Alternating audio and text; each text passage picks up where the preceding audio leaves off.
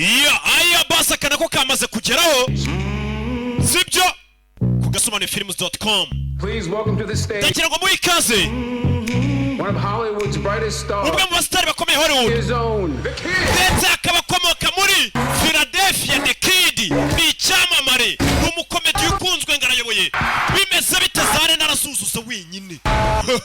Kamaze kugeraho.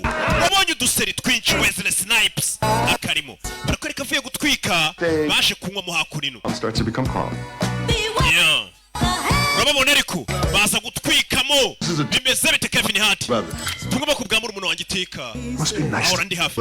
Ese burasi byiza ko umustar we ikamubaza Bilzen banyweye miryo joro bararabanywa urebe bimeze bite. Get a situation. Dufite ikibazo hano umukobwa bararanye yacuye wa mustari gace yapfuye. Speak with you. Abana bashinzwe umutekano bashe kuvugana nawe bimeze bite mustari. Eddie, now you're about to be the most scandalous. Wari umwe mu bastari bakomeye muri comedy nyuma ya Eddie kuva yaherukira none ugiye ku mustari warahurije Eddie mafubwo niwe bavuga bimeze bite. Over. It might be another. Ibyo nohiriye byose birarangiye katurore. Every time you tell me you got it, I feel like I get in more trouble. Buri gihe umbwega ibintu ugiye kubyitonda bigiye kuba bicyane kurushaho. You're tired of getting looked at. Hey, warebye filime nyinshi irimo ibyamamare ntugacikwe.